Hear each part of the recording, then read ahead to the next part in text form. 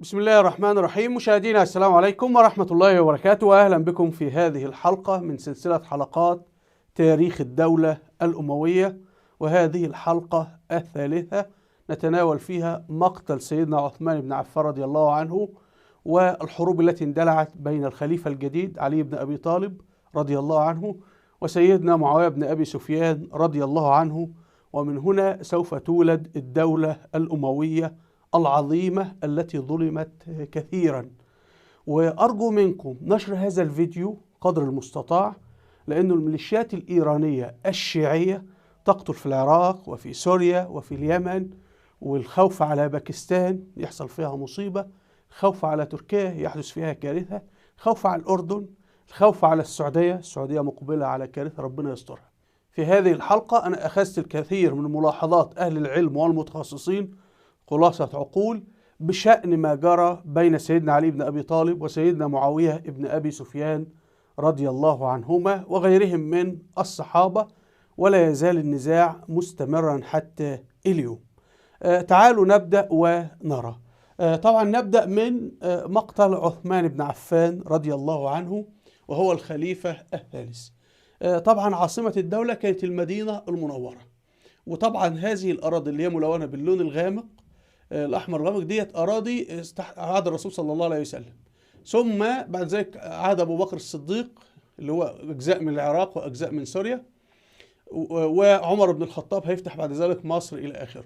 طيب الأراضي اللي فتحت في عهد سيدنا عثمان اللي هي أجزاء من أفغانستان وأجزاء من تركمانستان وأجزاء من طبعا أذربيجان وما يعرف باسم أرمينيا اليوم، أيضا فتحت في عهد سيدنا عثمان. أيضا جرى فتح تونس في عهد سيدنا عثمان، جرى فتح قبرص في عهد سيدنا عثمان. طبعا قبرص الذي فتحها القائد العسكري المباشر هو سيدنا معاوية بن أبي سفيان والي الشام في ذلك الوقت.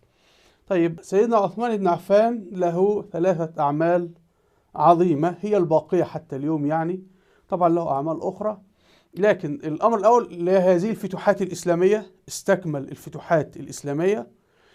وأيضا في عهده قتل كسرى الفرس. كسرى هو لقب وليس اسم، إنما هو اسمه يزدجر، كما نقول قيصر روسيا ليس اسم، هذا ملك أو رئيس أمريكا، أو نقول مثلا أمير قطر وملك السعودية، فأمير قطر هو رئيس الدولة، ملك السعودية هو رئيس الدولة.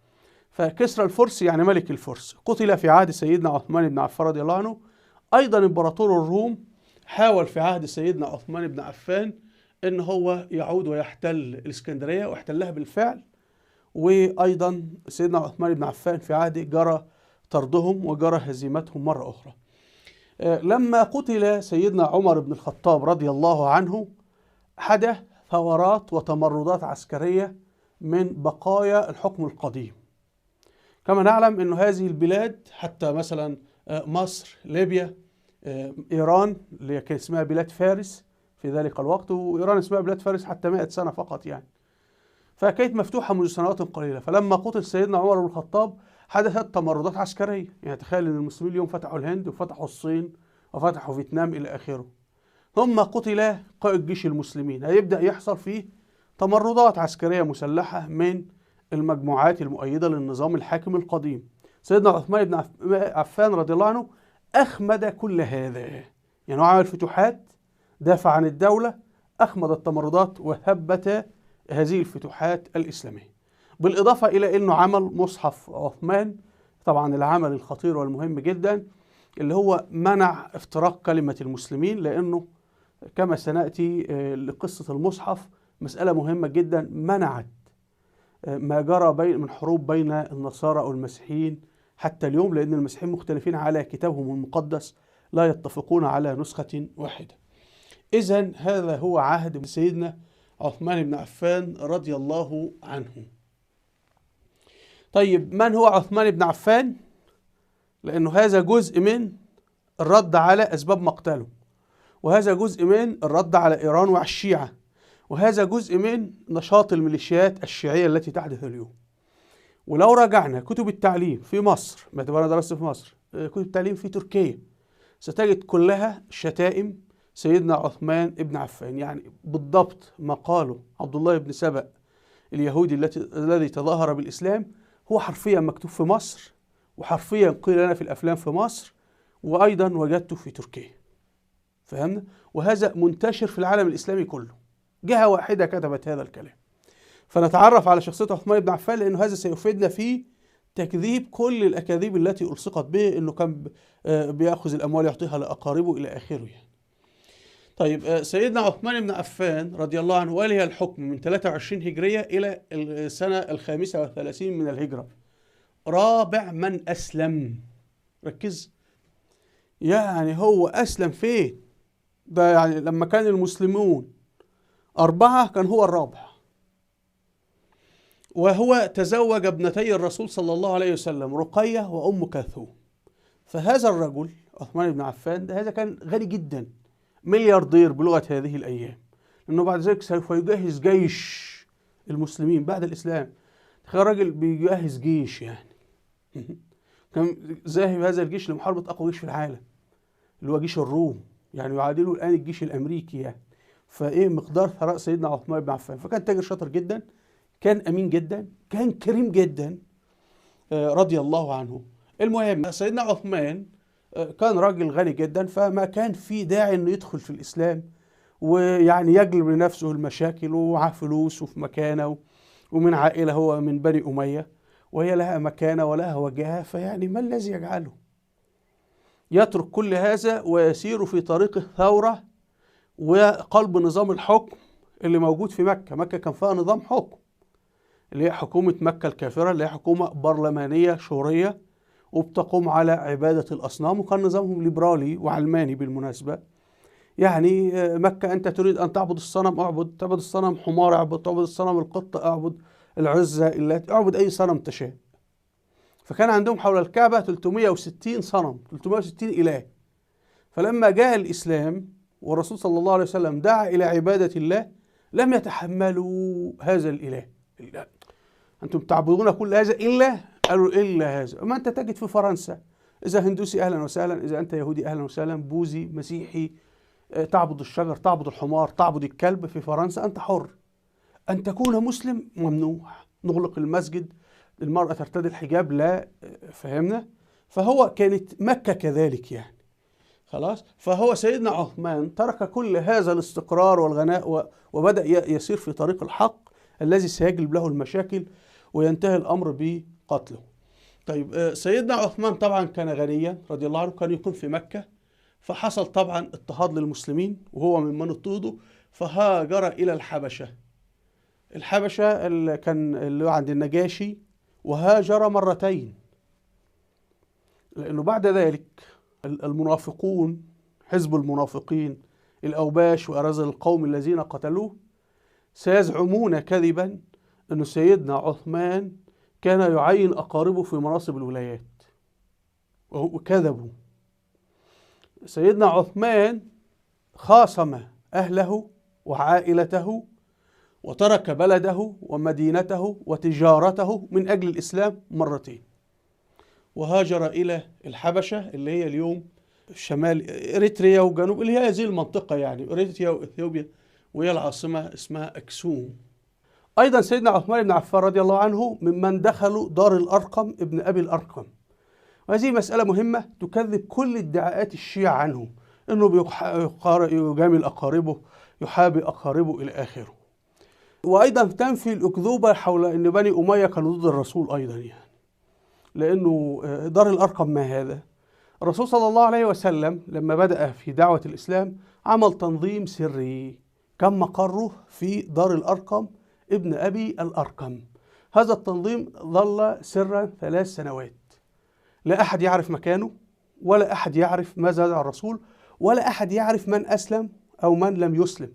وطبعا نحن نعلم قصة إسلام عمر بن الخطاب الذي اكتشف أن أخته أسلمت، تخيلوا السرية أن أخته أسلمت وعمر بن الخطاب لا يعرف، يعني أخفت إسلامها عن أخيها عمر بن الخطاب. طيب، فسيدنا عثمان بن عفان رضي الله عنه ممن دخل دار الأرقم ابن أبي الأرقم، يعني كان يحضر الاجتماعات مع الرسول صلى الله عليه وسلم في هذه الدار سرا، فهو أمين موثوق به، ولو أفشى سرا لأقاربه من بني أمية إلى آخره لا كان الرسول صلى الله عليه وسلم قتل ولا كان سيدنا عثمان قتل وهؤلاء قتلوا. لكن هذا يدل على أن هذا الرجل سيدنا عثمان رضي الله عنه هو من اليوم الأول في الإسلام، من اليوم الأول وهو ترك أمواله وتجارته وراحته ودخل في طريق الحق أو طريق المشاكل، ثم كان أمينا وكتوما ومؤتمنا. والأرقم ابن أبي الأرقم هو أيضا من بني أمية، لأنه اختراع أن القتال بين سيدنا علي وسيدنا عثمان كما تقول الرواية الشيعية هو قتال بين بني أمية اللي هم الدولة الأموية وبين بني هاشم اللي منهم سيدنا علي والرسول صلى الله عليه وسلم. هذه أكذوبة اخترعت لاحقا، اخترعها الشيعة. نحن سنجد خلال العرض والسياق أن كل عائلة، كل أسرة، كل بيت في قريش كان فيه المسلم والكافر. فبيت الرسول صلى الله عليه وسلم كان عمه أبو لهب كافر وعمه العباس كافر. بيت سيدنا علي بن أبي طالب، سيدنا علي كان مسلم مؤمن وأخوه عقيل بن أبي طالب كافر. فسيدنا علي بيقاتل في الحروب في صف الرسول صلى الله عليه وسلم والمسلمين، وأخوه عقيل يحارب مع الكفار ضد أخوه علي بن أبي طالب. وهكذا كان في بني أمية كما سنأتي، في كل بيت بني أمية هناك من أسلم وهناك من كفر.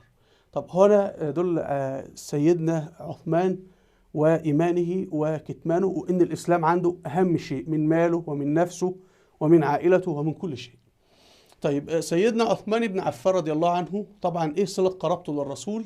هو بيلتقي مع الرسول في عبد مناف، هنا سيدنا عثمان كما نشاهد. فهم أولاد عم يعني، أو الرسول هو رسول عم سيدنا عثمان. وأيضا ابنة الرسول الأولى اللي هي أم كلثوم تزوجت من سيدنا عثمان، ورقية ابنة الرسول صلى الله عليه وسلم أيضا تزوجت من سيدنا عثمان.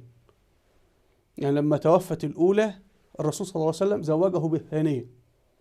وهذه شهادة من الرسول صلى الله عليه وسلم لسيدنا عثمان أنه زوجه ابنتيه. وخلي بالك يعني سيدنا عثمان هذا لم يذهب للرسول ويقول له والله يا رسول الله أريد إن أنا لو واحد النهارده بتقدم لابنتك فبيقول لك والله أنا شغال مهندس في شركة كذا وهذا هو عنوان أبي وهذا اسم عائلتي وممكن تسأل عليا وتسأل عليا في مكان عملي إلى آخره. لا، هو هنا لا يوجد سؤال، لأنه أصلا سيدنا عثمان والرسول صلى الله عليه وسلم تربيا في نفس القرية اللي هي مكة. مكة قرية صغيرة يا جماعة. مكة لما حشد الجيش في غزوة بدر كان 1000 واحد. إذا افترضنا أن كل أسرة فيها 5 نتكلم 5000. إذا افترضنا أن كل أسرة فيها 10 فلدينا مكة على أقصى تقدير مكة 10,000 بأطفالها بنسائها بالشيوخها بعبيدها بكله. فهي قرية، فالكل متزوج من كل والكل نشأ مع بعض. يعني الرسول صلى الله عليه وسلم يعرف سيدنا عثمان منذ أن كان طفلا، فهو نشأ وتربى أمامه. تمام؟ فتزوج ابنتيه. طيب الابنة الثالثة للرسول صلى الله عليه وسلم تزوجت من من؟ من علي بن أبي طالب رضي الله عنه. إذا سيدنا علي وسيدنا عثمان إيه؟ صهرين، وفي الأساس أولاد عم.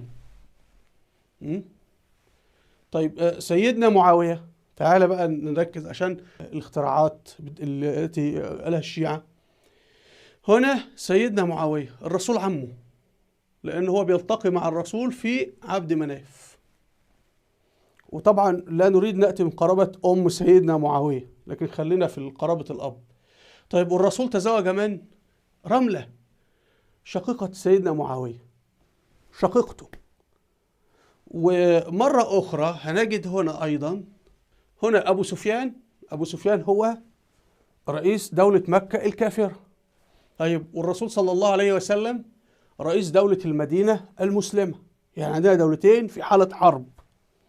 هنجد أنه حال كون الدولتين في حالة حرب الرسول صلى الله عليه وسلم تزوج من؟ السيدة رملة أم المؤمنين، وهي أيضا ممن هاجرت. يعني هي تركت أبيها وتركت عائلتها وهاجرت مع زوجها الأول إلى الحبشة، وبعد ذلك تزوجت الرسول صلى الله عليه وسلم والرسول في حالة حرب مع أبيها. طبعا لو أخذنا باقي التقسيمات هنجد نفس الموضوع. حتى احنا هنا مثلا بنتحدث انه بني أمية، هنا أمية هو اللي ينسب له. هنجد ان سيدنا عثمان مسلم، السيدة رملة مسلمة، وباقي شجرة بني أمية. يعني الوقت لا يتسع ان احنا نعرض باقي الأسماء.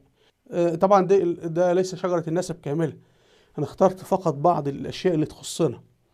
سيجد أن في كل أسرة في مكة فيها الكافر وفيها المسلم، وهذا يدل على القرابة القوية جدا. فالقول أنه الرسول صلى الله عليه وسلم يعطي الحكم العائلي أن علي أقرب للرسول غير صحيح. أمال عثمان يا جماعة؟ وفي أصلا العباس وأولاد سيدنا العباس إلى آخره، وآسف عثمان وهو تزوج ابنتيه إلى آخره. طيب ما سبب الأزمة وسبب مقتل سيدنا عثمان بن عفان؟ السبب الأول هو لين أو ضعف في شخصية سيدنا عثمان بن عفان رضي الله عنه. وبعض الإخوة لما تناولت هذا الأمر في حلقات سابقة اعترضوا. نحن من حقنا أن نقيم شخصية سيدنا عثمان بن عفان. المسلمون من حقهم أن يقيموا الحاكم، فكل يؤخذ منه ويرد على الرسول صلى الله عليه وسلم. نحن لسنا شيعة. الشيعة يقولون الإمام معصوم هو من الله ومن يخالفه خالف الله. نحن نقول لا، سيدنا عثمان، سيدنا أبو بكر، سيدنا عمر، سيدنا علي كلهم بشر كل يصيب ويخطئ. طيب نحن في حالة سيدنا عثمان بن عفان رضي الله عنه، طبعا نحن لا نقارن نفسنا بسيدنا عثمان، نحن لا شيء في حذائه ولا شيء في التراب الذي يسير عليه، لكن نحن أمام دولة انتهت بانقلاب عسكري، قتل الحاكم رئيس المسلمين سيدنا عثمان، نشبت حرب أهلية قتل فيها خلق كثير. نحن أمام كارثة كبرى، فلا بد أن نحقق كما يحصل في ناشونال جيوغرافيك ما قبل الكارثة. سبب الكارثة طائرة سقطت وركاب قتلوا، إذا لابد نبحث الكارثة، ولا إذا لم تكن هناك أخطاء فكيف لماذا حدثت؟ يعني لابد في أخطاء. لما نجد الخطأ الأول هو الخطأ الأول عند سيدنا عثمان بن عفان رضي الله عنه. سيدنا عثمان كان شخصا كريما حييا لين الجانب، عكس سيدنا أبو بكر وعكس سيدنا عمر. فلما يأتي المنافقون لسيدنا عثمان ما الذي يحدث؟ يأتي أناس يتمردون على الوالي مثلا في الكوفة أو في مصر، فيشتكون لسيدنا عثمان فيغيره لهم، يفعلون كذا. فشيئا فشيئا اكتشفوا أن سيدنا عثمان رجل يعني إيه؟ مريح يعني، فبدأوا يطمعون. وكما نقول في المثل الشعب المصري، قالوا الفرعون أو سألوا فرعون إيه اللي فرعنك؟ ما الذي جعلك فرعون ديكتاتور قاتل؟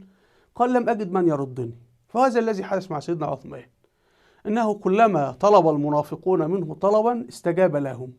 طبعا يريد أن يهدئ الفتنة إلى آخره. هو مفروض يلجأ إلى الحل العسكري، يضع السيف طالما الناس دي لا ترتدع، واستجاب لهم مرة واثنين وثلاثة ولا فائدة، فكان مفروض يرسل لهم جيش وينهي تمردهم بالقوة العسكرية. وهذا الذي فعله سيدنا أبو بكر الصديق من قبل، وطبعا كانوا يخشون أن يفعلوه مع سيدنا عمر بن الخطاب. فهمنا؟ طيب لكن لما وجد سيدنا عثمان هكذا وصل الحال بقى إلى التمرد العسكري على سيدنا عثمان. وهنجد هذه السلبية الكبيرة في شخصية سيدنا عثمان، أنه هو رجل كريم وحي، لكنه ليس رجل الحسم والعزم القطع. هو كان إداري ناجح بالمناسبة، يعني بدليل أنه هو قضى تماما عن إمبراطورية الفرس وهزم إمبراطورية الروم واستمر في الفتوحات وقضى إمبراطورية كبيرة، فهذا يشهد له بأنه شخص إداري ناجح يعني. ولكنه كان يضعف لما شخص يتظاهر أمامه بالإسلام أو شخص وضيع بيضعف أمام كل المسلمين، يقول لا الدماء تحقن الدماء، الدماء تحقن الدماء. السلطان عبد الحميد اللي في الدولة العثمانية لما المنافقون حاصروا قصره وخلعوا قال لا الدم، وكان بعدها أن قتل 1,000,000 مسلم في البلقان وسقطت ليبيا وضاعت الدولة العثمانية. فلم يحقن السلطان عبد الحميد الدماء، ولم يحقن أيضا سيدنا عثمان الدماء، ولم يحقن الرئيس مرسي في مصر الدماء. كل الكلام ده غلط. أي تمرد على الدولة طالما وصل الأمر أنك تمردت، في هذه الحالة لابد من الحسم. طيب فهنا السبب الأول هو لين سيدنا عثمان بن عفان رضي الله عنه. السبب الثاني هو أن سكان الدولة أصبحوا من عناصر متنافرة.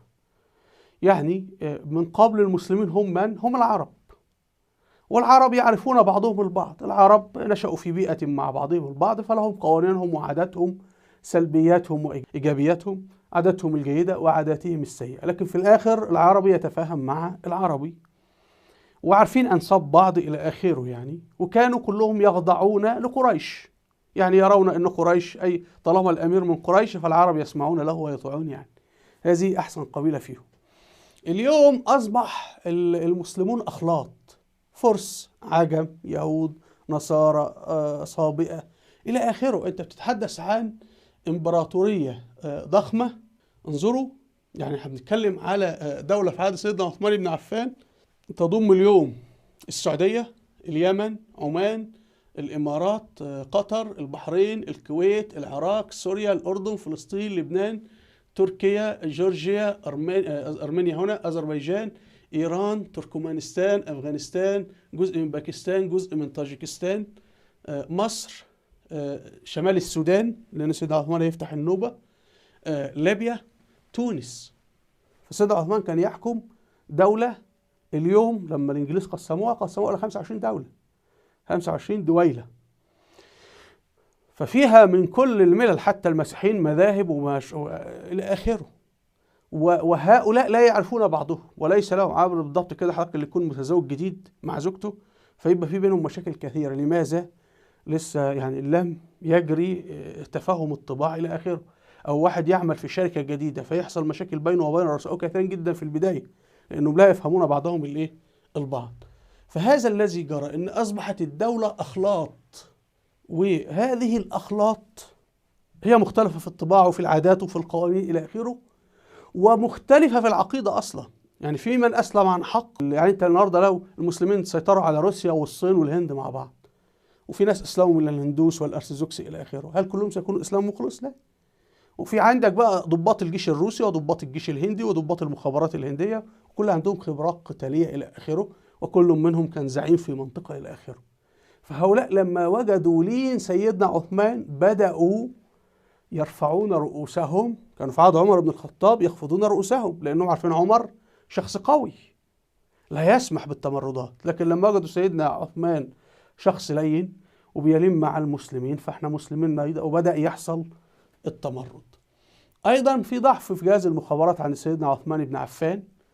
الأمر طبعا بدأ بالإعلام، التلسن الإعلامي، وانتقل إلى جهاز المخابرات ضعيف، لأنه في الآخر الدولة في ذلك الوقت لا تزال، احنا بنتكلم في دولة فتوحاتها الإسلامية لم يمر على 10 سنوات، فجهاز الإدارة في غالبيته من المسلمين العرب، والعرب يعرفون بعض. أنت من قبيلة كذا في اليمن فاحنا نعرف قبيلة كذا، أنت في لكن بالنسبة بقى للفرس، بالنسبة للروم، لا العرب عارفين لغة فارسية ولا لغة يونانية لأن لغة الروم في ذلك الوقت، ولا أرمينية ولا أي لغة أخرى. فأنت في حالة كمان يسير في الظلام، يسير في الضباب. فهنا القيادة تحتاج شخصا مبدعا وشخص فائق القدرات. هذا الشخص ليس سيدنا عثمان. سيدنا عثمان ليس المبدع في القيادة. أبو بكر كان مبدع في القيادة، عمر بن الخطاب مبدع في القيادة، خالد بن الوليد مبدع في القيادة، معاوية بن أبي سفيان رضي الله عنه بعد ذلك سنرى إبداعه في القيادة، عمرو بن العاص مبدع في القيادة. سيدنا عثمان لم يكن مبدعا في القيادة. طبعا هذا لا يقلل منه. يعني أنا طبيب ناجح لكن لا أصلح رئيس جمهورية، دي لا يعيبني. يعني هو أينشتاين مثلا رئيس جمهورية لا يصلح، ممكن أينشتاين لو أصبح رئيس أمريكا تسقط. فكل واحد ربنا بيعطيه أمور يتفوق فيها يعني. طيب لكن هنا الجهاز الإداري فيه ضعيف. أيضا المسلمين نفسهم حصل بينهم خلاف حول الأموال. كما نعلم الطبيعة البشرية، حضرتك وأخواتك لما والدك بيموت كلكم عايشين، أبوك عايش والدنيا كويسة جدا، والدك بيموت ماذا يحدث؟ في غنائم، في ميراث بقى، هناخد ده هياخد البيت وهذا ياخد قطعة الأرض وهذا ياخد الجاموسة وهذا ياخد البقرة إلى آخره. فماذا يحدث؟ الإخوة، إخوة الدم اللي من أب واحد وأم واحدة يتشاجرون على هذه الفتيتات الغنائم اللي تركها أبوهم يعني. طيب الخطر يوحد الناس. لو نحن في مجموعة في ناس في منزل ونحن بنتشاجر وماسكين الشوم وبنضرب بعض بالعصي، وفجأة هجمت علينا عصابة من الخارج أو قامت المبنى اشتعل، ماذا سيحدث؟ كله سيلقي الشوم ونأتي بالمياه ونبحث عن حلال المياه ونقوم بتعبئتها بالمياه ونقوم بإطفاء الحريق. فالخطر يوحد الشعوب، وحالة الأموال والغنى تفرق الناس. هذه قاعدة يعني تنطبق على المسلمين وغير المسلمين، طبعا بتكون في غير المسلمين أسوأ يعني. طيب المسلمون في عهد سيدنا عثمان بن عفان أصبحوا أغنياء أصلا. يعني أنت تجد المسلمين في عهد أبو بكر الصديق في عهد خطر، في حروب الردة، في حروب مع الفرس، في حروب مع الروم، يعني الناس في غاية الفقر ويحاربون وينتصرون، والخطر يوحدهم. طيب لما جاء بقى عصر سيدنا عثمان بقى في فتوحات وفي غنائم وفي حالة استرخاء والدولة أصبحت غنية، أصبح هناك يعني الطبيعة البشرية تميل إلى الغنائم، وده هذا حصل في غزوة أحد، إنه من تركوا الجبل وذهبوا لجمع الغنائم. فهذا يتكرر في عهد سيدنا عثمان في نهايات عهد سيدنا عثمان بن عفان رضي الله عنه، وهيبدأ مثلا سكان الكوفة يطلبون زيادة أعطياتهم، يقول لأننا فتحنا بلادي كذا والبصرة فتحوا بلادي كذا، وتبدأ الأمور حول هذه المسائل. طيب هيبدأ المنافقون والأوباش وهؤلاء يعني قادة الحركة التمرد عندهم دراية واسعة بالأديان السابقة والفلسفات السابقة، لأنه لما نجد في النقاشات التي دارت هنجد أن هي شخص كان عنده اطلاع سابق. يعني أنا مثلا صبر مسلم، افترضوا أنه جاء الجيش الروسي احتل مصر وقال والله كله يعتنق المسيحية، فصبر اعتنق المسيحية، وأنا كان عندي دراية بالإسلام والشريعة الإسلامية وأجادل وأناقش كما تشاهدون. لما أدخل المسيحية يكون لدي قدرة على الجدال والنقاش، عكس لو أتينا بشخص لم يدخل مدرسة ولا له علاقة بإسلام ولا بمسيحية، وهو مسلم كان ساكن وهو مسيحي ساكن. لكن نجد أن الذين قادوا حركة التمرد كانوا بيخترعون أسباب وأسباب فلسفية. فهيبدأ هؤلاء اللي هم قتلوا سيدنا عثمان طبعا سيحاصرون داره ويقتلونه في النهاية. هيبدأوا يوجدوا أسباب سياسية، يقولون أن سيدنا عثمان بن عفان يعين أقاربه كولاة، وهذا كذب. واحنا طبعا ضربنا من قبل أن سيدنا عثمان هاجر من مكة وترك أقاربه وترك ماله ودخل دار الأرقم إلى آخره. طبعا هي قريش كلها أقارب بعضها البعض يعني، لكن هنا نأخذ بما قاله الدكتور علي الصلابي في كتابه عن سيدنا عثمان بن عفان، فقال إنه عدد الولاة في عهد سيدنا عثمان كلهم 26 واليا، 5 منهم من بني أمية. كل الولاة في عهد سيدنا عثمان كام؟ 26، 5 فقط من بني أمية. إذا أسقطنا سيدنا معاذ بن أبي سفيان لأنه أصلا كان والي من عهد عمر بن الخطاب وعهد أبو بكر الصديق، يعني عثمان لم يعينه أصلا، فيبقى بقي 4 من بني أمية. إذا أسقطنا عبد الله بن أبي السرح لأنه أصلا ليس من بني أمية، ده شقيق سيدنا عثمان من الرضاعة، يعني تخيل هو ليس قريبه أصلا. لكن هؤلاء لما لم يجدوا أي صلة قرابة لا عن طريق الأم ولا عن طريق الأخت، ومكة قرية يعني كلها تتزوج من بعضها البعض، قالوا لا والله هم أطفال رضعوا من أم واحدة. يعني كلام أي كلام. يعني تخيل واحدة مثلا جارتها قالت لها خدي رضعي الولد، خلاص كده قالوا هذا يجامله من أجل الرضا، لا تربى معاه ولا حاجة يعني. طيب يبقى تبقى كام؟ تبقى 3 ولاة، منهم 2 هيتولوا مدينة وسيدنا عثمان هيعزلهم، يعني حتى 3 هؤلاء ليسوا في وقت واحد. تعالوا نكمل ما يقوله الدكتور علي الصلابي في كتابه، يقول لم يكونوا في وقت واحد، يعني ال5 دول ليس وقت واحد، انه ممكن يبقى فيه سيدنا معاوية والي الشام وده من عهد عمر، ثم يكون والي الكوفة أو والي مصر أو والي ولاية أخرى من بني أمية. يعني يتصادف إن فيه 2 فقط من الولاة، كل الولاة من بني أمية فقط. وأحيانا لا يوجد إلا معاوية، لأنه معاوية دائما استمر، لأنه معاوية كان كفء وكان بارع وكان طبعا قائد ناجح، قائد عسكري ناجح، سياسي خطير، داهية طبعا، فتح مدن الشام، فتح جنوب تركيا، فتح قبرص، هو الذي أسس الأسطول. ولذلك هنجد سيدنا أبو بكر أولاه القيادة، سيدنا عمر أولاه القيادة، سيدنا عثمان أولاه القيادة. فتجد أهل الشام فيما بعد يحبون معاوية ويدافعون عنه بقوة رضي الله عنه يعني. فيقول إنه في الكوفة مثلا كان فيه والي اسمه الوليد بن عقبة من بني أمية، وسيدنا عثمان عزله، وبعد ذلك عين واحد من بني أمية اسمه سعيد بن العاص وسيدنا عثمان عزله. يعني لما أهل الكوفة اعترضوا عزلوا، وعين ثاني وثالث وأهل الكوفة صاروا. فيعني الكوفة تغير عليها عشرات الولاة كما سنعرض عليكم الآن. أيضا عند وفاة سيدنا عثمان بقي من بني أمية 3 ولاة، معاوية 1 وعبد الله بن أبي السرح في مصر 2. وإحنا قلنا عبد الله بن أبي السرح ليس من بني أمية، وبالتالي هذا حساب خاطئ، كون أنه هو أخوه من الرضاعة. إن كان أخوه من الرضاعة الله أعلم، ممكن ما يكونش أخوه من الرضاعة أصلا يعني، هو يعني كان في حد قاعد يكتب يعني. طيب يبقى مين؟ عبد الله بن عامر بن كريز والي البصرة فقط، تخيلوا. فاحنا عند وفاة سيدنا عثمان كم والي؟ 2، معاوية في الشام، ومعاوية أصلا لم يعينه عثمان رضي الله عنه، إنما عبد الله بن كريز ده ابن عمه بعيد يعني، حتى ليس من القريب يعني. وعبد الله بن عامر بن كريز، يعني كي نفهم حتى ان احنا بنتكلم عنهم من بني اميه، دول كانوا قاده الجيوش من عهد عمر ثم في عهد عثمان، وفتحوا بلاد اسلاميه وفتحوا اذربيجان وارمينيا وفتحوا فارس. يعني الناس دي لم يكونوا بيلعبوا في الشارع، يعني دول قاده مجربين محنكين، واسندت لهم قيادات في الجيوش في عهد سيدنا عمر، واستكملوا في عهد سيدنا عثمان بن عفان رضي الله عنه. طيب هو العيب يا جماعه في قتل سيدنا عثمان من الكوفه، ذهبوا وقتلوه، فهل العيب في سيدنا عثمان أم في قتلته في سكان الكوفة؟ نجد العيب في سكان الكوفة. سكان الكوفة كانوا دائما يتمردون على الولاة، لدرجة ان احنا ممكن نعد أكثر من 25 والي للكوفة في عهد عمر بن الخطاب وفي عهد عثمان وفي عهد علي بن أبي طالب رضي الله عنه. يعني كل والي يتمردون عليه، لأن الكوفة كانت أخلاط من ناس غريبة، بعضهم تظاهر بالإسلام وبعضهم كان يبطن المجوسية وأديان أخرى، فكانوا أهل فلسفات يعني. فإحنا هنجد يا جماعة مثلا عندنا أول والي سعد بن أبي وقاص، ده في عهد عمر بن الخطاب، لأن عمر بن الخطاب هو الذي بنى الكوفة رضي الله عنه، هو الذي بنى الكوفة والبصرة والقاهرة اللي هي الفسطاط يعني.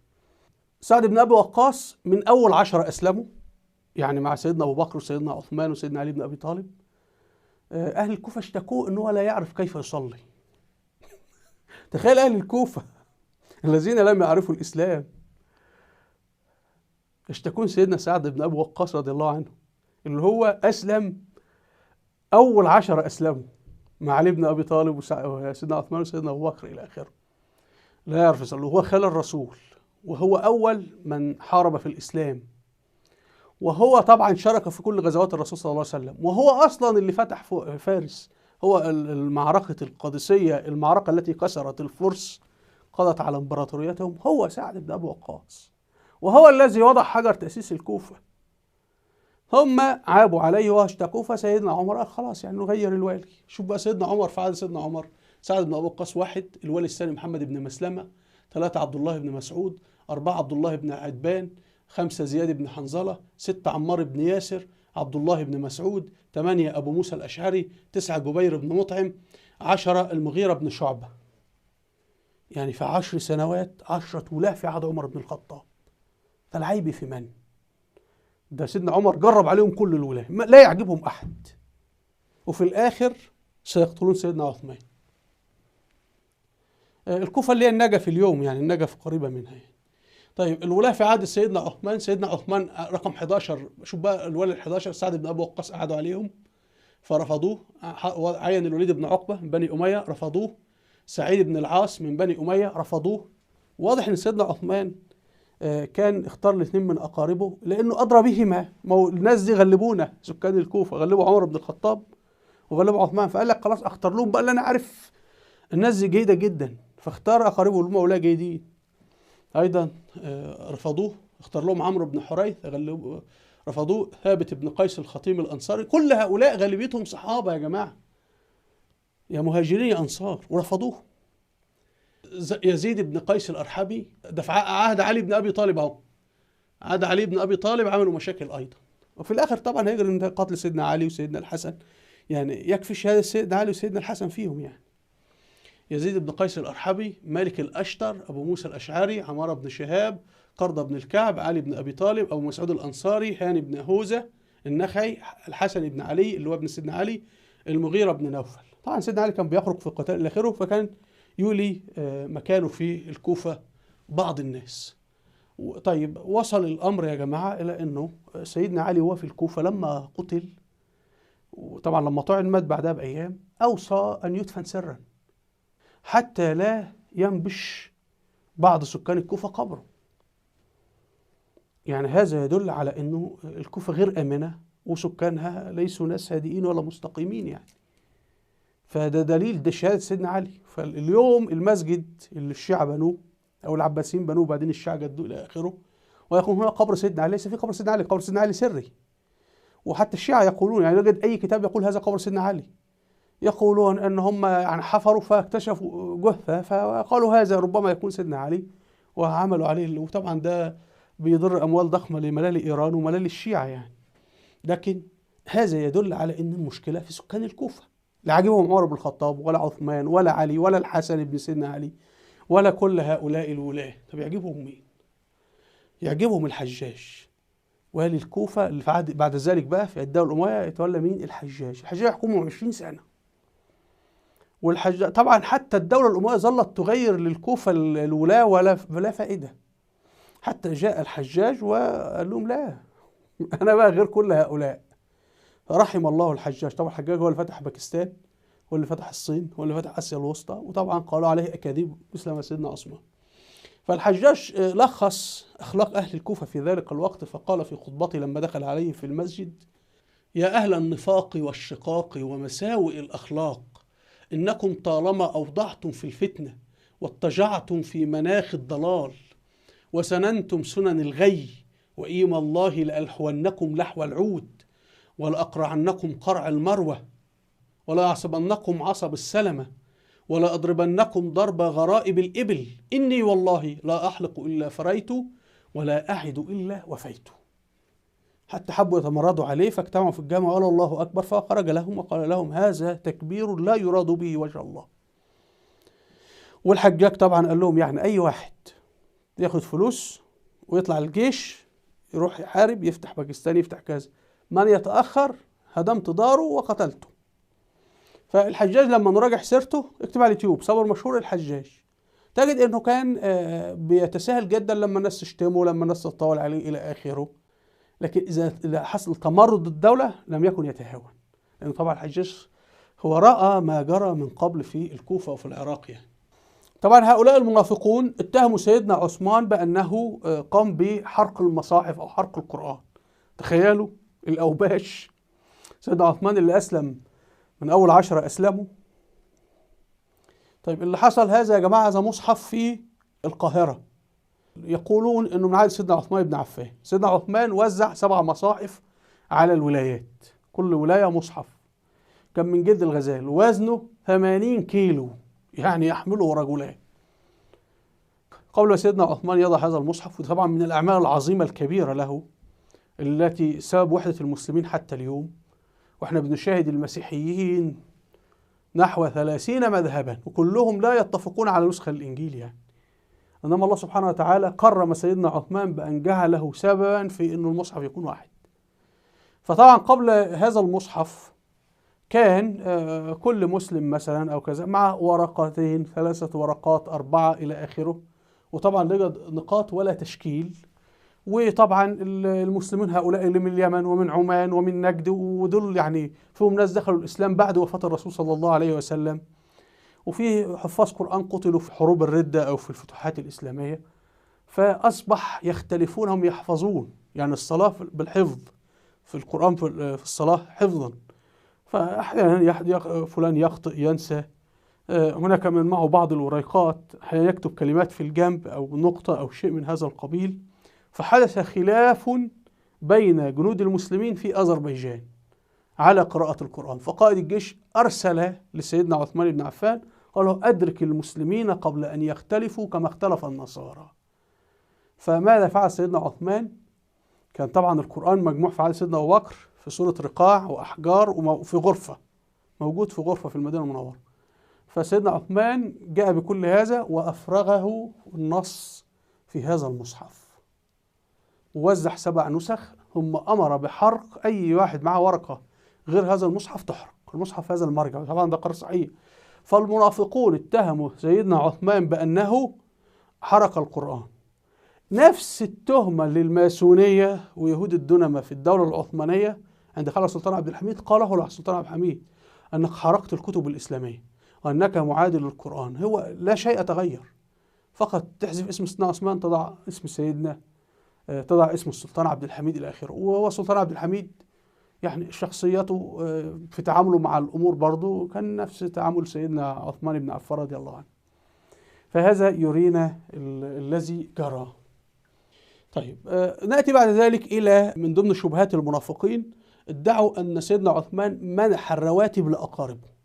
يعني هم زعموا أنه يأخذ من بيت المال ويعطي لأقاربه، هذا غير صحيح. سيدنا عثمان بن عفان كان يعطي أموال لأقاربه من عهد الجاهلية قبل الإسلام وبعد الجاهلية، وكان غني جدا وكان كريم وكان سخي، وهذا معروف عنه. فكان بيعطي لأقاربه ولغيرهم يعني من ماله الخاص، وهو رجل غني.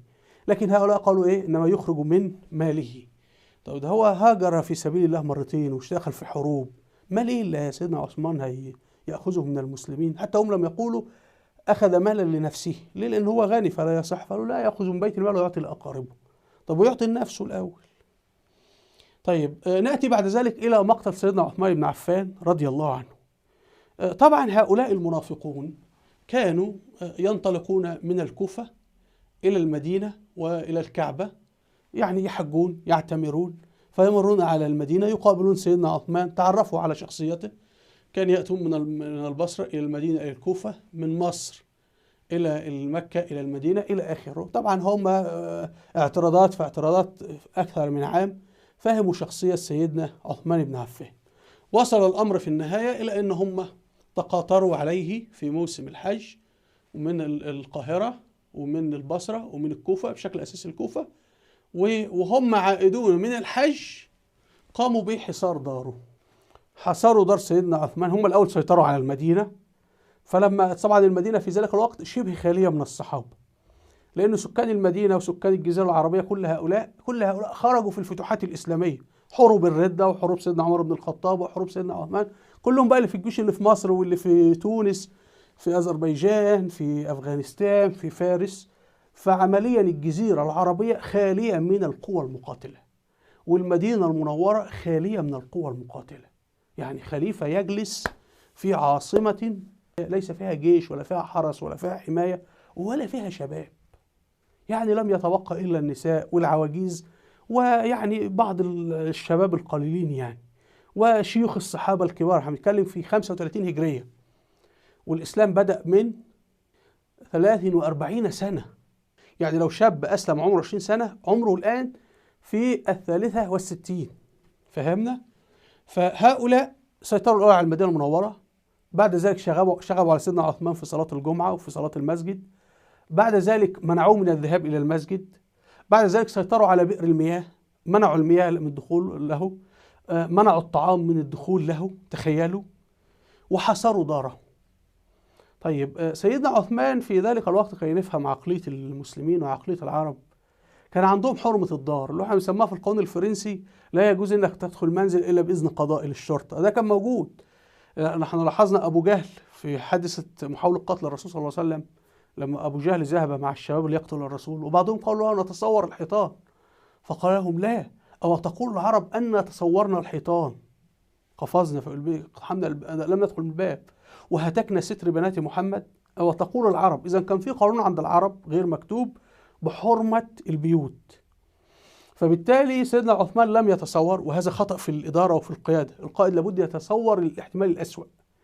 فكان هناك تصور عند سيدنا عثمان أنهم لا يمكن يقتحموا داره، خلاص يعني كيف تدخل دار؟ تخيل أبو جهل الكافر لم يقتحم دار الرسول، هؤلاء يزعمون أنهم مسلمون واقتحموا الدار، هؤلاء المنافقون، تخيل. طبعا كان فيهم ناس مخلصة، يعني ما هو في كل زمن هتجد السذج يسيرون خلف المنافقين. يعني في القرآن الكريم ربنا يتحدث عن المنافقين وعن من يسمع للمنافقين، فيقول وفيكم سماعون له. فسيدنا عثمان لذلك ما اعتقد ان احد ممكن ابدا يقتحم، لذلك هم تصوروا الحيطان ودخلوا في النهاية وقتلوه وهو يقرأ القرآن. بعد ان قتلوا سيدنا عثمان ماذا يفعلون؟ طبعا هؤلاء نكرات وليس لهم قيمة. فجيوش المسلمين موجودة، صحيح غير موجودة في العاصمة، لكن موجودة في أذربيجان، موجودة في العراق، موجودة في الشام، موجودة في مصر، فممكن تأتي وتذبحهم جميعا يعني. ومعاذ بن أبي سفيان أصلا كان أرسل جيشا، كان في الطريق.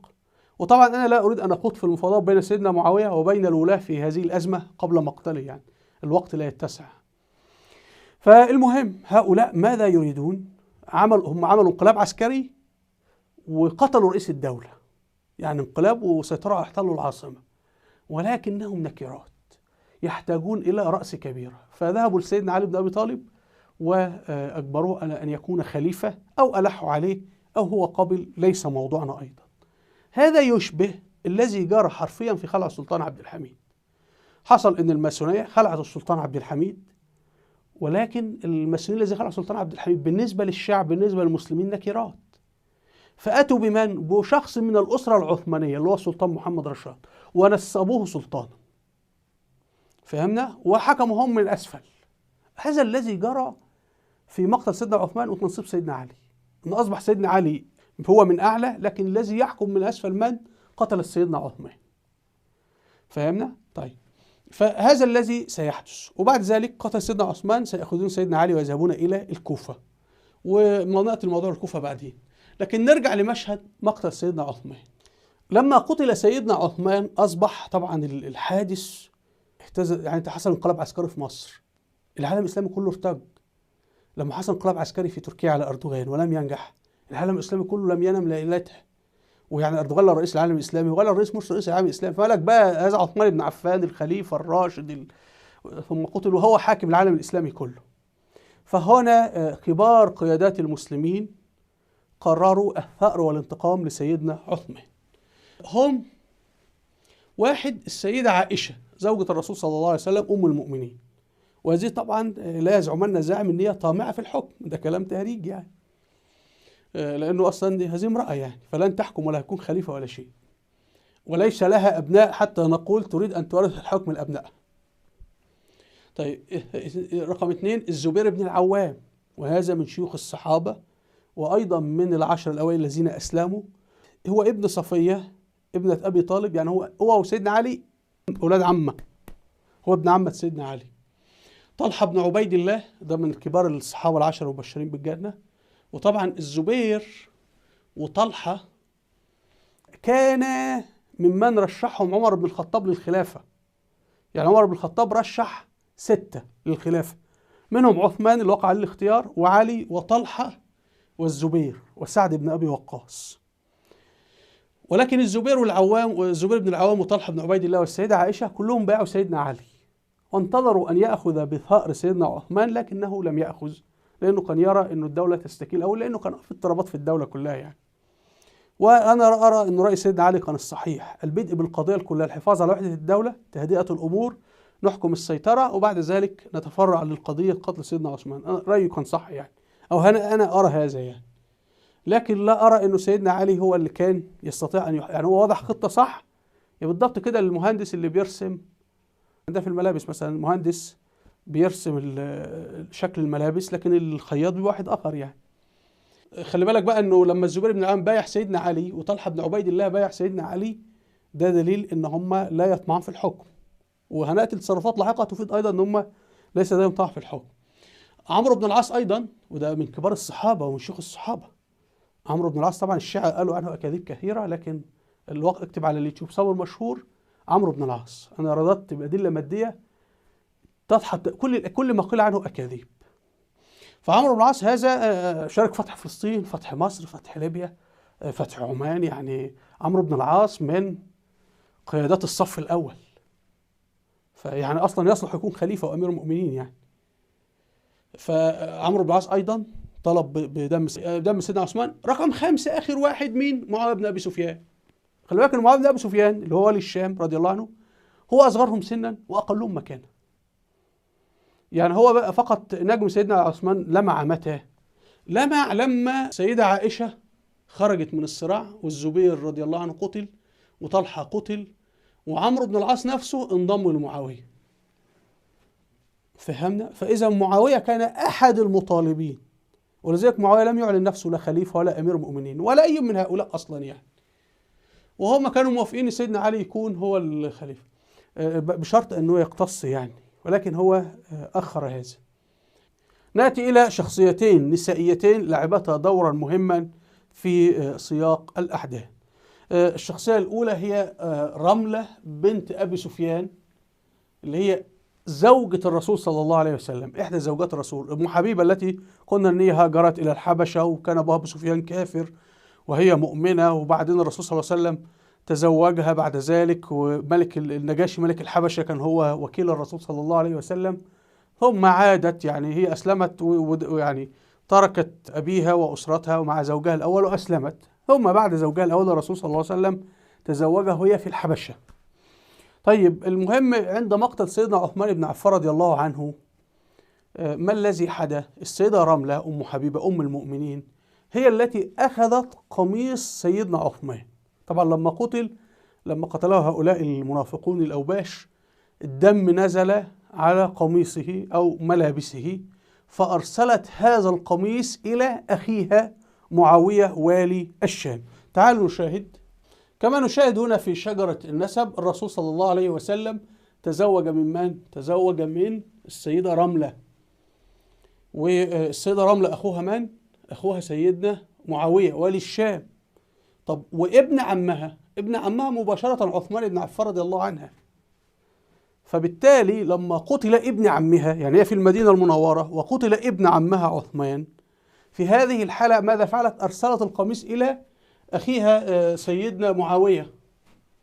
أرسلت القميص إلى معاوية تقول له: أين الثأر أو القصاص لابن عمك اللي هو سيدنا عثمان؟ كما تشاهدون أن سيدنا عثمان وسيدنا معاوية أولاد عم. ومسألة القصاص مذكورة في القرآن الكريم، وهي مسألة مقدسة عند العرب في جاهليتهم. يعني حتى الجنرال البريطاني جلوب باشا في كتابه الفتوحات العربية موجود على اليوتيوب يشرح هذه الواقعة ويقول أن العرب كانت تندلع الحروب بين القبائل على مجرد شاه أو مجرد ناقة، يعني أمور أتفه من هذا، فما بالك بهذا خليفة المسلمين وسيدنا عثمان فيجري اقتحام بيته وقتله.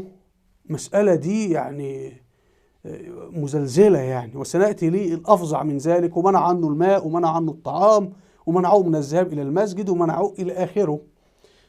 فهنا السيدة رملة اللي هي أخت سيدنا معاوية هترسل إلى الشام في دمشق عند سيدنا معاوية، ترسل إيه؟ قميص عثمان. طيب الأمور وقفت عند هذا الحد؟ لا، الأمور هتعقد أكثر. من زوجة سيدنا عثمان؟ اسمها نائلة بنت الفرافصة. طيب زوجة سيدنا عثمان كانت معه في البيت لحظة مقتله، يعني هؤلاء لما اقتحموا عليه، لما تصوروا عليه الدار. سيدنا عثمان بن عفان رضي الله عنه كان رجلا شديد الحياء، يعني المفروض أنه يأتي يأخذ سلاح يعني يحارب إلى آخره، لكنه ماذا فعل؟ ارتدى سروال أو بنطال حتى إذا قتلوه لا تنكشف عورته. تخيلوا. ثم طلب من زوجته نائلة بنت الفرافصة أن هي ترتدي حجابها، وقال لها: والله لأن أقتل أهون عندي من أن يروا شعرة من شعر رأسك. تخيلوا. المهم هؤلاء لما دخلوا على سيدنا عثمان، هؤلاء المنافقون الأوباش، ليقتلوه، فهي السيدة نائلة بنت الفرافصة زوجته يعني حمته بيدها، طار كف يدها بالسيف. فهذا أيضا سيرسل إلى سيدنا معاوية في الشام. هم هؤلاء الأوباش الأنزال الخساء ضربوها أيضا بالسيف على فخذها. طبعا هذه من الأمور العار والكبائر عند المسلمين وعند العرب وهم كفار أصلا، إنك تعتدي على امرأة، تضربها بالسيف، تقتحم عليها المنزل، ثم تضربها بالسيف وتضربها على فخذها وتقطع كفها. فهذه من الأمور اللي هي يعني إذا أنت لم تأخذ بحقك فأنت لست رجلا أصلا، يعني القبيلة كلها. فهم. فأيضا الكف السيدة نائلة ذهب إلى سيدنا معاوية في الشام في دمشق. طيب هو زوجة سيدنا عثمان يا جماعة هي من أي قبيلة؟ هي من قبيلة كلب. أين توجد قبيلة كلب أصلا؟ قبيلة كلب موجودة في الشام. يعني هي السيدة نائلة بنت الفرافصة رضي الله عنها زوجة سيدنا عثمان هي أصلا من الشام، وتزوجت سيدنا عثمان في المدينة. فلما جرى ما جرى لها ولزوجها عثمان كفها ذهب إلى الإيه؟ إلى قبيلتها في كقبيلة كلب في الشام. يعني ابن عم سيدنا عثمان اللي هو معاوية هو والي الشام وقائد جيوش في الشام، وزوجة سيدنا عثمان قبيلتها أصلا من الشام، فإذا قبيلة كلب تريد أن تثأر لابنتها ولزوج ابنتهم سيدنا عثمان، ده جزء من القرابة يعني. وسيدنا معاوية زوجته أيضا من قبيلة كلب التي هي أم ابنه يزيد. فقبيلة كلب لها ابنتين، واحدة زوجة سيدنا عثمان والثانية زوجة مين؟ سيدنا معاوية بن أبي سفيان، وهي موجودة في الشام. فهذا يفسر لنا لماذا أهل الشام تحديدا وقفوا بكل هذه القوة. يعني في من وقف السيدة عائشة وطلحة والزبير وعمرو بن العاص رغم عدم وجود قرار مع سيدنا عثمان يطالبون بدمه وصاروا بالجيوش كما سنأتي. إذا دي الشخصية النسائية الثانية. هذه هي الشخصية النسائية الثانية اللي هي السيدة نائلة بنت الفرافسة من قبيلة كلب. وضحت الفكرة؟ طيب، بعد ذلك ستحدث موقعة الجمل. موقعة الجمل إيه اللي حصل فيها؟ اللي حصل أنه بعد مبايعة سيدنا علي أميرا للمؤمنين هو ترك المدينة المنورة واتجه إلى الكوفة. خلاص المدينة المنورة لم تعد تصلح عاصمة، لأنه ليس فيها سكان، ليس فيها عصبة. مركز الدولة ومركز القوة انتقل إلى دمشق، وانتقل إلى القاهرة، وانتقل إلى الكوفة في العراق. ولذلك ستجدون أنه منذ لحظة مقتل سيدنا عثمان بن عفان رضي الله عنه لم تعد المدينة المنورة عاصمة مرة أخرى للخلافة الإسلامية أو لأي دولة إسلامية بعد ذلك. والرسول صلى الله عليه وسلم رغم أن مكة أقدس من المدينة إلا أنه اتخذ المدينة عاصمة. يعني أي دولة فيها نخبة وفيها عصبة أو حزب أو قوة حاكمة، ففي دولة الرسول ودولة الخلافة الراشدة كان فيه الرسول والخلفاء الراشدين والعصبة القوة اللي الدولة بتستند لها سكان المدينة المنورة وقبيلة قريش أو مكة والطائف. الطائف طبعا في الجنوب هنا. لكن الآن فرغت الجزيرة العربية في الفتوحات الإسلامية، كلهم خرجوا في الفتوحات الإسلامية إلى الشام، إلى العراق، إلى مصر، إلى أذربيجان، إلى جنوب الأناضول إلى آخره. يعني حتى اليوم في مدينة ديار بكر دي فتحت في عهد سيدنا معاوية رضي الله عنه، يعني فتحت سيدنا معاوية والي الشام. طيب، فأصبح الجزيرة العربية فرغت من خيرة أبنائها وكذا. فماذا سيحدث؟ هي سيدنا علي هيتجه إلى الكوفة، ينقل العاصمة إلى الإيه؟ إلى الكوفة. وطبعا في بعض سكان المدينة سيخرجون معه، وفي جيشه قتل سيدنا مين؟ سيدنا عثمان بن عفان رضي الله عنه. هنا السيدة عائشة كانت في مكة، وطلحة والزبير طبعا رضي الله عنهما لما وجدوا أن سيدنا علي لم يأخذ بثأر عثمان بعد 4 شهور فأخذ جيشا وانطلق إلى البصرة، لأن البصرة كان لهم فيها نفوذ وقوة، بحيث أن هم يتجهوا ويقتلوا قتل سيدنا عثمان بن عفان. هيحصل أنه سيدنا علي هيتجه لهم بالجيش وهم هيتجهان، وبعدين هتحصل مفاوضات بينهما. هم قتلوا بعض قتل سيدنا عثمان، لأنه قتل سيدنا عثمان كان فيهم من البصرة وفيهم من الكوفة وفيهم من مصر. والشام كما تشاهدون كانت آمنة، يعني الشام كانت مستتبة، الوضع هادئ كذا. لماذا؟ شخصية سيدنا معاوية بن أبي سفيان رضي الله عنه، وحكم الشام 20 سنة، وأهل الشام يحبونه. فأي حاكم من ذلك الذي يحكم 20 سنة فالناس تؤيده وتحبه وتدافع عنه، وإحنا سنرى ذلك في سير الأحداث في تاريخ الدولة الأموية، سواء في عهد سيدنا معاوية أو بعد عهد سيدنا معاوية. طيب، فهيحصل، وركزوا في هذه النقطة، سيدنا علي لم تكن له سيطرة على جيشه. يعني هذا الانقلابيين وبحثوا عن شخصية يعني يضعونها في وجه المسلمين اللي هو سيدنا علي، كما جرى قلنا في الدولة العثمانية مع السلطان محمد رشاد الذي جاء بعد خلع السلطان عبد الحميد، يعني شخصية واجهة. يعني كما جرى في مصر لما خلعوا الملك فاروق جمال عبد الناصر والضباط الصغار، أتوا بضابط كبير له اسم اللي هو اللواء محمد نجيب، وضعوه هكذا في الإيه؟ في الواجهة يعني. فهذا الذي جرى. فسيدنا علي لم تكن له سيطرة على الجيش، فحتى هو لما اتفق مع سيدنا الزبير بن العوام وسيدنا طلحة بن عبيد الله انه يعني يوقفوا هذه الامور الى اخره، بعض من خرجوا من جيش سيدنا علي في الظلام واشتبكوا وقتلوا سيدنا الزبير وقتلوا سيدنا طلحة بن عبيد الله. والسيدة عائشة عادت مرة أخرى المدينة المنورة. دي فيما عرف بموقعة الجمل اللي اشترك فيها 3: الزبير بن العوام وطلحة بن عبيد الله والسيدة عائشة. هنا موقعة الجمل، أو ده رسم تخيلي. ونركز إن سيدنا علي في كل المواقع العسكرية في غالبية الأحيان لم يكن الجيش تحت سيطرته، كان دائما متفلت منه. ونلاحظ انه حتى يعني وقعة غدير خم اللي الشعب يستشهدوا بها ان سيدنا علي يستحق الخلافة الى اخره، طبعا ده كلام كاذب يعني.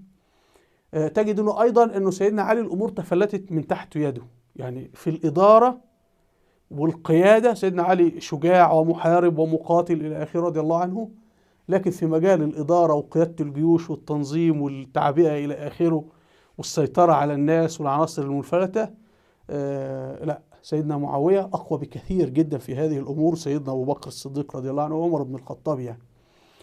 طيب فاحنا هنجد، شوفوا انظروا، ده حصل في موقعة الجمل إن الجيش سيدنا علي فقد السيطرة عليه.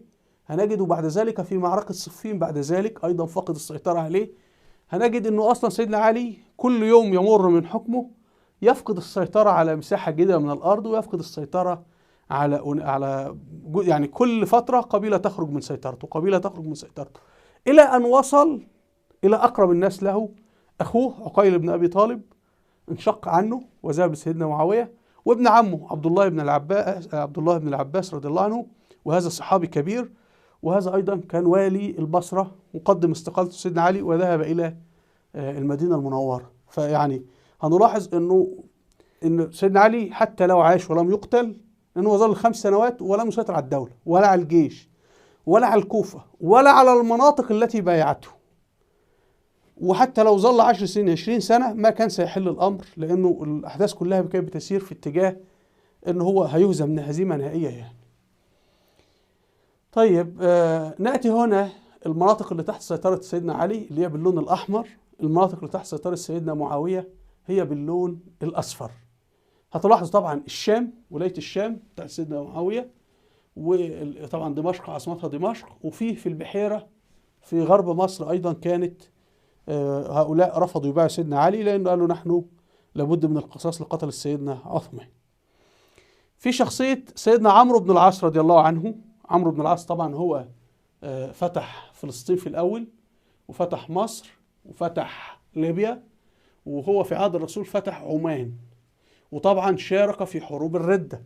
يعني عمرو بن العاص قائد عسكري كبير وسياسي كبير، وهو أهم من معاوية بن أبي سفيان، أهم في الأمور الحرب والسياسة والاستراتيجية وفي المكانة، وأكبر في السن. يعني سيدنا عمرو بن العاص لما أسلم كان عمره 50 سنة، أسلم بعد صلح الحديبية. سيدنا معاوية في ذلك الوقت كان شاب صغير عمره 18 عاما. يعني انتبهوا، دي مسألة مهمة عشان نبقى فاهمين، لأن الناس تقول إيه أنه عمرو بن العاص ذهب إلى معاوية مقابل أن يكون له ولاية مصر لأنه كان فتح مصر من قبل. دي الأكاذيب التي ترددها الشيعة. لكن ده سيدنا عمرو بن العاص كان يستطيع أنه يسيطر على مصر، يذهب إلى هؤلاء ويعلن دولة في مصر، وهو أصلا مصر كلها تواليه، وهو أكبر من معاوية سنا، وأبرع من معاوية في الحرب والسياسة والحكم وكل شيء. هو أسبق من معاوية في الإسلام، هو مهاجر أصلا، يعني أسلم قبل فتح مكة. المهم معاوية بالنسبة له شاب صغير يعني. سيدنا عمرو بن العاص كان بكل بساطة يستطيع أن يذهب إلى الكوفة مع سيدنا علي بن أبي طالب ويقول له يعني والله أنا أتولى مصر، ارسلني إلى مصر. وعمرو بن العاص لو قاد أي جيش كان هو حسم الحرب لصالحه يعني. فهو لو كان مع سيدنا علي كان من الناحية الدنيوية يعني عاوز ولي مصر أهلا وسهلا، مع سيدنا معاوية كان يستطيع. هنا الجنرال البريطاني جلوب باشا يقول أنه هو بيتحدث يقول أن عمرو بن العاص الظاهر الأمر أنه يقف مع علي بن أبي طالب، لأن علي بن أبي طالب أعلى في المكانة من سيدنا معاوية، من أول من أسلموا وزوج ابنة الرسول، وهو أكبر سنا من معاوية. خلي بالكم أكبر من سيدنا معاوية أكثر من 10 سنوات، وسيدنا معاوية أصغر منه. لكن هو الجنرال جلوب باشا يقول أنه عمرو بن العاص وصحابة كبار آخرين قرروا الانضمام لسيدنا معاوية ضد سيدنا علي. فيقول يبدو أن شخصية سيدنا علي، وهذا ما توضحه الأحداث، نظروا إليه إلى أنه في مجال الإدارة معاوية أكفأ في الإدارة، والأحداث كما سنرى بنجد هي أثبتت هذا الكلام. طيب إذن عمرو بن العاص لو كان يريد شيئا لنفسه كان استقل بمصر، وهذا سيحدث بعد الأحداث. بنجد أنه حتى أصبح والي مصر ولم يعلن نفسه أميرا للمؤمنين ولا خليفة ولا قسم الدولة ولا شيء. وانا تناولت امور كل الشبهات عن سيدنا عمرو بن العاص رضي الله عنه. اكتب على اليوتيوب صابر مشهور عمرو بن العاص رضي الله عنه. اذا الامور بدات وسيدنا علي بن ابي طالب رضي الله عنه غالبيه الدوله تحت سيطرته. سنرى في كل فتره بيخسر سيدنا علي. طيب هتحصل بعد كده سيدنا علي هيخرج بجيشه الى صفين كي يقاتل سيدنا معاويه. مره اخرى سيدنا علي كان سينتصر، وهنا جيشه ايضا تمرد عليه وخرج منه الخوارج. انظروا في كل موقعة وفي كل وقعة في تمردات على سيدنا علي، يعني ليست هناك ضبط وسيطرة وإحكام، عكس سيدنا معاوية. هنجد سيدنا معاوية كل فترة بيكسب أنصار إلى درجة أنه وصل إلى أقرب الناس لسيدنا علي.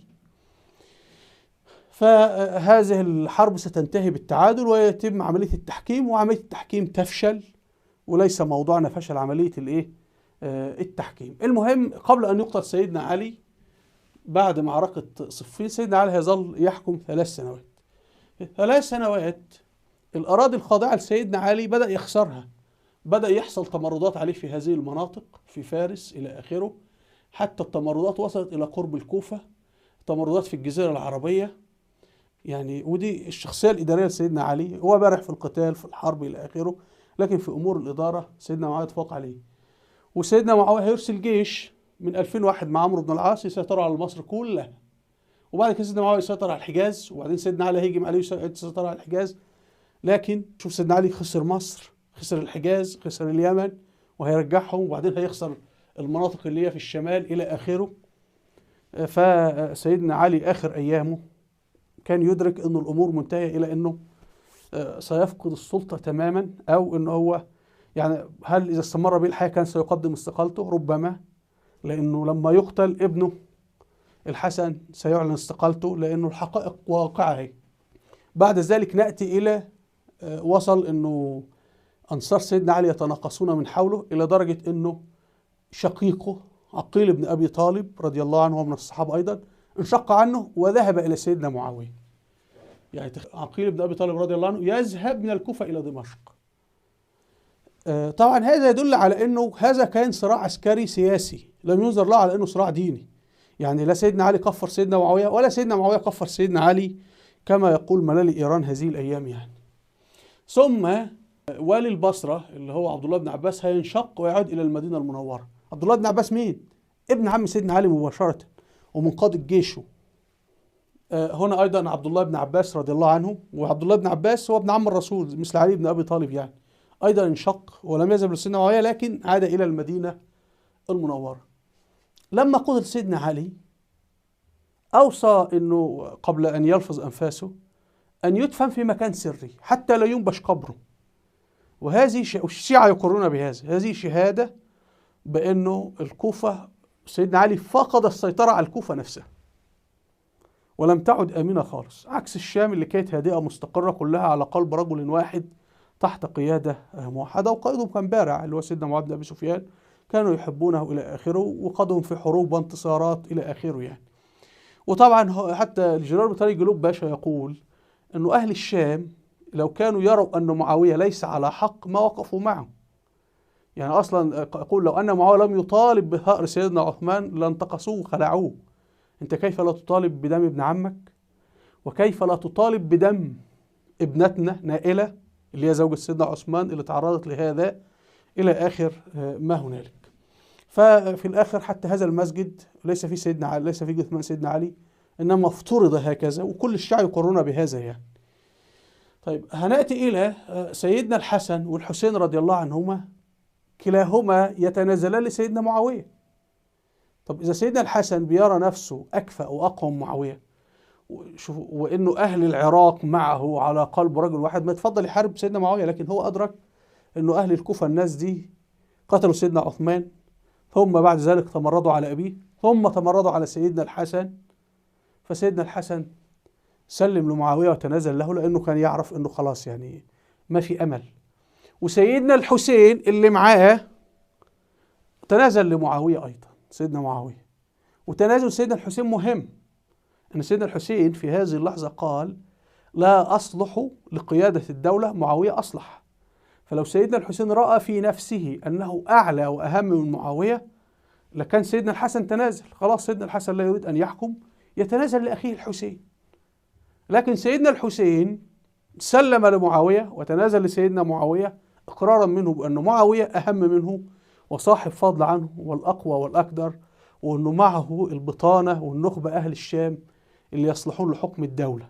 يعني أنت تحتاج قائد وتحتاج نخبة، حزب حاكم، فالحزب الشام هو اللي يصلح، وليس الكوفة اللي بهدل قتل سيدنا عثمان وتمرت على سيدنا عمر وتمرت على سيدنا علي وتمرت على سيدنا الحسن، وبعد ذلك سيقتلون سيدنا الحسين. وكما نشاهد سيدنا الحسين بعد ذلك نزع من؟ يزيد بن معاوية، لكن لم ينازع سيدنا معاوية نفسه. نأتي إلى دهاة العرب. دهاة العرب في تلك الفترة 4، هنجد 2 مع سيدنا معاوية، 1 مع سيدنا علي، 1 وقف على الحياد، 3 منهم صحابة يعني. فلدينا سيدنا معاوية رضي الله عنه وسيدنا عمرو بن العاص، فلديك 2 من كبار قادة المسلمين والدهاة العباقرة كانوا في صف معاوية. ثم زياد بن أبيه في صف سيدنا علي. زياد بن أبيه لم يكن معروفا الأب، يعني سموه ابن أبيه لأنه كانت أمه جارية ولا يعرف من يعني مارس معها وأنجبه، وده في الجاهلية، فهو اسمه زياد بن أبيه وكان من الدهاة. وكان عمر بن الخطاب رضي الله عنه يقول لولا نسبه لساد الناس، يعني لحكم الناس يعني. تمام؟ طيب فكان من الدهاة، ولكن هو كان مع سيدنا علي بن أبي طالب رضي الله عنه. طيب ولدينا الشخص الرابع المغيرة بن شعبة، وهذا صحابي رضي الله عنه. المغيرة بن شعبة وقف على الحياد، يعني سيدنا علي كان معه 1 فقط. طيب لما سيدنا معاوية آل إليه الحكم ماذا حدث؟ المغيرة بن شعبة أعلن تأييده لسيدنا معاوية وأصبح ولي البصرة. زياد بن أبي أيضا هيدخل في فوضات مع سيدنا معاوية إلى آخره، وده هنخصص حلقة بعد ذلك يعني على أحداث عصر سيدنا معاوية. وأعلن في النهاية ولاءه لسيدنا معاوية، وأصبح هو والي العراق نيابة عن سيدنا معاوية، وأصبح يطلق عليه ملك المشرق أو ملك الشرق بلا منازع. إذن سيدنا معاوية دهاة العرب ال4 أصبحوا في صفه، فسيدنا معاوية لم يكن ينازع أحد في خلافته، لا كبار القوم ولا سيدنا الحسن ولا سيدنا الحسين، ولذلك بحق وسيدنا معاوية هو الخليفة الخامس الراشد. وأعجب أنه البعض يقولون أن عمر بن عبد العزيز رضي الله عنه أهم من سيدنا معاوية. كيف يعني؟ أنتوا جننتم في عقولكم. طبعا تناولت من قبل الآيات القرآن نزلت في سيدنا معاوية وجهاد سيدنا معاوية وفتوحات سيدنا معاوية ودور سيدنا معاوية. يعني لنا أن نتخيل أنه سيدنا معاوية لم يكن موجودا في هذه الأحداث. أصلا الأمور كانت ستخرج من سيدنا، هي خرجت أصلا من يد سيدنا علي في مناطقه هو، مناطق سيطرته في الولايات التابعة له. فحتى لو لم يكن سيدنا علي موجودا، لو لم يكن سيدنا معاوية موجودا، كانت الدولة هتشتعل فيها الحرب الأهلية وإلى آخر ما هنالك. فالدولة كانت تحتاج شخصا قويا، وهذا الشخص هو سيدنا معاوية. فهو جمع هذه الدولة وقضى على المنافقين وقضى على المتمردين، واستخدم السياسة والحسم والعزم في توحيد الدولة مرة أخرى، وطبق الشريعة الإسلامية. حتى الجنرال البريطاني جلوب باشا يقول أنه معاوية رضي الله عنه، طبعا هو بيقدمه يقول ديمقراطي جدا، ده أكبر حاكم عربي ديمقراطي مش أكبر حاكم مسلم، يعني حتى يقارنه بسيدنا عمر بن الخطاب، أن سيدنا عمر كان أشد من معاوية.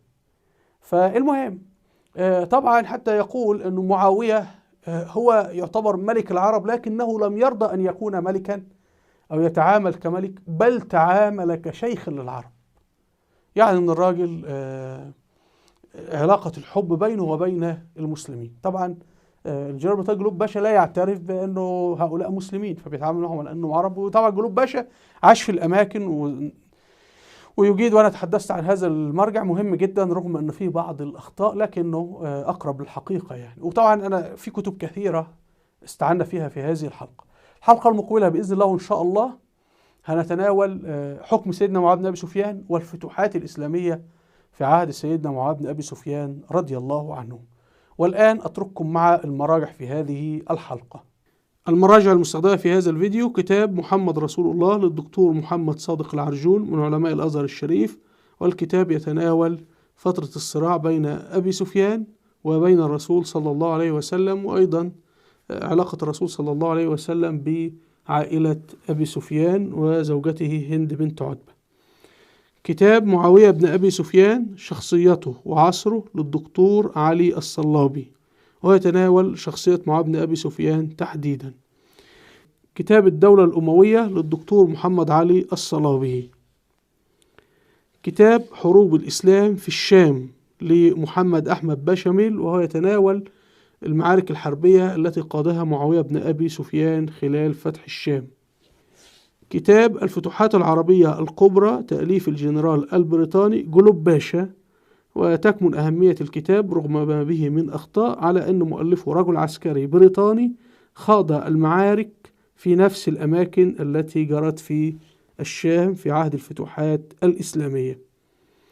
كتاب الدولة الأموية للدكتور يوسف العش، وهو كتاب جيد من ناحية فلسفة قيام الدولة الأموية. كتاب تاريخ الدولة العربية للمستشرق الألماني يوليوس فيلهرزن، وأهمية الكتاب تكمن في تناوله للقبائل ودورها في قيام الدولة الأموية. كتاب أطلس الخليفة عثمان بن عفان رضي الله عنه. كتاب أطلس الخليفة علي بن أبي طالب رضي الله عنه. كتاب أطلس تاريخ الدولة الأموية. كتاب القبائل العربية في بلاد الشام منذ ظهور الإسلام إلى نهاية العصر الأموي تأليف الدكتور محمد عزب دسوقي. الكتاب يلقي الضوء على دور قبائل الشام في إنشاء الدولة الأموية، ثم كيف تسببت الخلافات بين هذه القبائل في انهيار هذه الدولة. أخيرا كتاب قادة فتح الشام ومصر تأليف اللواء الركن محمود شيد خطاب، وهو يتناول قادة فتوحات الشام ومن بينهم معاوية بن أبي سفيان رضي الله عنه وأخيه الأكبر يزيد بن أبي سفيان وقصة حياتهما. وغالبية هذه الكتب موجودة على اليوتيوب لمن يريد الاستماع إليها. وإلى اللقاء، والسلام عليكم ورحمة الله وبركاته.